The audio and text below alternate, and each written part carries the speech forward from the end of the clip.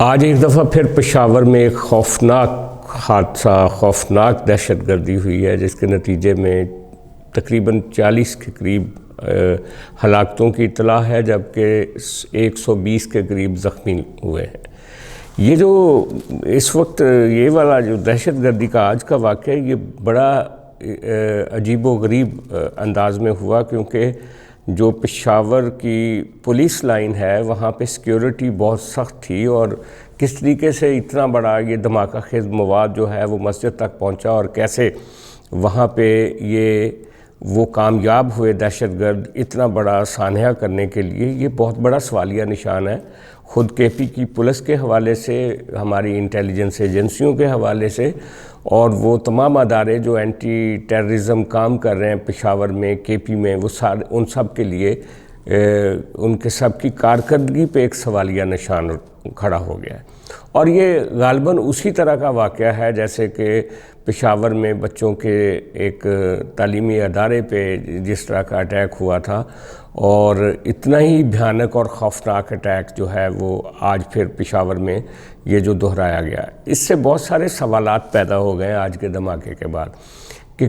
جو کے پی کی اسمبلی جو ہے وہ ایک نئے الیکشن کی طرف آگے جا رہی ہے۔ ملک میں اس دفعہ اس سال نئے الیکشنز ہوں گے، اور آپ کو یاد ہوگا کہ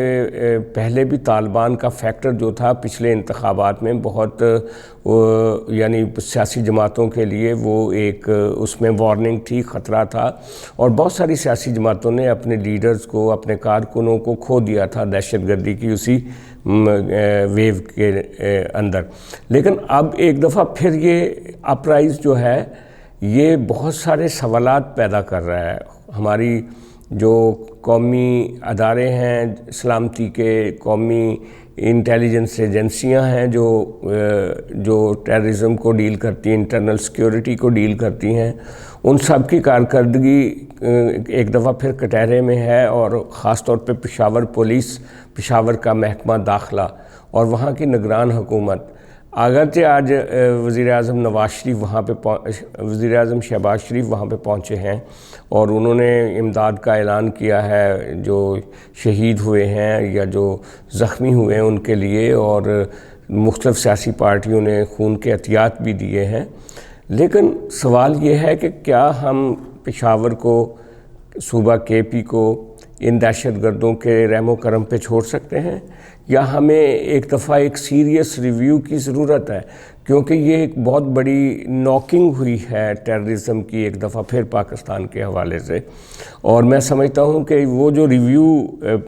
ہم نے پہلے بھی پشاور میں جو واقعات دیکھے، پورے ملک میں دیکھے، اس کے بعد ایک نیشنل ایکشن پروگرام بنا، اس نیشنل ایکشن پلان کے اوپر کتنے % کام ہوا، اس کے اوپر جو ریکمنڈیشنز تھیں، اس کی جو پوائنٹس تھے، وہ کہاں تک وہ پورے ہوئے، اور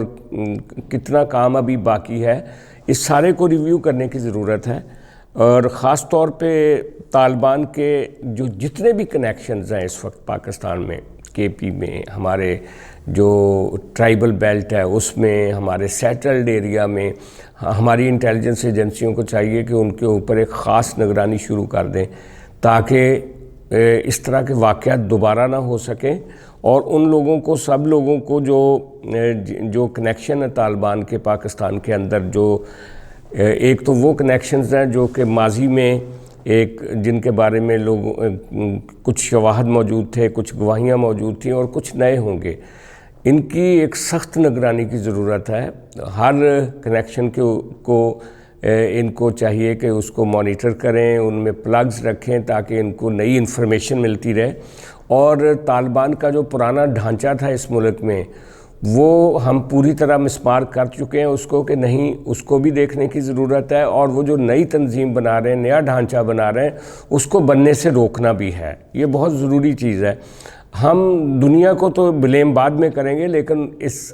آگ میں جو ایندھن کے طور پہ ہمارے لوگ استعمال ہو رہے ہیں، جو کے پی کے لوگ استعمال ہو رہے ہیں، جو پنجاب کے لوگ استعمال ہو رہے ہیں، سب سے پہلے ہمیں ان کی نشاندہی کرنی ہوگی، ان کو روکنا ہوگا۔ اور اس کے ساتھ ساتھ دیکھیں، یہ یہ کوئی چھوٹا معاملہ نہیں ہوتا. اسلحے اور بارود کی جو سپلائی ہوتی ہے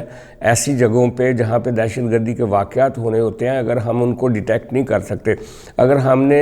ایسے سکینرز نہیں ہمارے پاس یا ایسے سینسرز نہیں ہیں شہروں میں لگائے ہوئے ہم نے، تو یہ بہت بڑی کوتاہی ہے. ہم نے اپنی سیکیورٹی پہ بہت سارا پیسہ خرچ کیا ہے، اور جب اس طرح کے واقعات پیش آتے ہیں تو پھر ان سارے جو تنصیبات ہیں اس پر بھی سوالیہ نشان اٹھ کے کھڑے ہو جاتے ہیں. جو پشاور میں سیکیورٹی کیمراز تھے، سیکیورٹی سکینرز تھے، سیکیورٹی سینسرز تھے، ان کی اس وقت کیفیت کیا ہے، وہ کتنے اس وقت ایکٹیویٹڈ ہیں اور کتنے ہیں جو خراب پڑے ہوئے ہیں، یہ بھی دیکھنے کی ضرورت ہے. پھر اس کے ساتھ ساتھ پاکستان میں جو انفارچونیٹلی طالبان کی سیاسی حمایت رہی ہے، اور طالبان کے جو ہمدرد ہیں، ان کے جو ساتھی ہیں، ان کے جو ہم خیال ہیں، اور ان کے جو سہولت کار ہیں، ان سب کی مکمل نگرانی کی ضرورت ہے. اس وقت ان کی مانیٹرنگ کرنے کی ضرورت ہے، اور ان سب لوگوں کے اوپر ریڈ مارک کر کے ان کو واضح پیغام دینے کی ضرورت ہے کہ اگر وہ ابھی بھی طالبان کے ساتھ اپنے آپ کو آئیڈینٹیفائی کرتے ہیں تو وہ پاکستان کے ساتھ دشمنی کر رہے ہیں، اور ان کو کسی بھی ثبوت کے ساتھ اگر وہ پکڑے جاتے ہیں تو ان کو پکڑ کے عدالت میں پیش کرنے کی ضرورت ہے.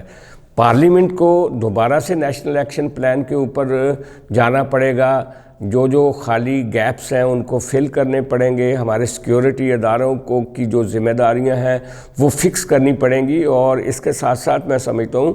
کہ طالبان کو کاؤنٹر کرنے کے لیے ایک خاص ہمیں ایک سیل بھی بنانا پڑے گا، جو کہ ان کی جو پیش بندی ہے خاص طور پہ افغانستان کے بارڈر سے، اس کو روکا جا سکے، اور خاص طور پہ جو ٹرائبل ایریاز سے بارود آتا ہے اس کو روکا جا سکے. ٹرائبل ایریاز جن کو انٹیگریٹ کر دیا گیا پاکستان کے دیگر شہروں کے ساتھ، وہاں پہ جو ایسی فیکٹریاں ہیں جہاں پہ یہ بارود بنتا ہے ان کو غیر قانونی قرار دیا جانا چاہیے، ان پہ چھاپے مارنے چاہیے. یہ ایک بہت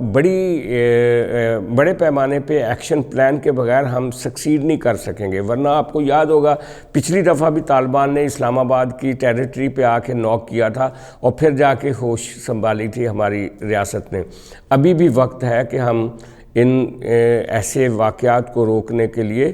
ایک بڑا جامع پلان جو ہے وہ ڈو اینڈ ڈائی کے طور پہ سامنے آنا پڑے گا، ایک بڑا ایکشن کرنا پڑے گا. ورنہ پھر ہمیں مزید لاشیں اٹھانے کے لیے تیار رہنا چاہیے، جو کہ بہت انفارچونیٹ ہوگا ہمارے ملک کے لیے.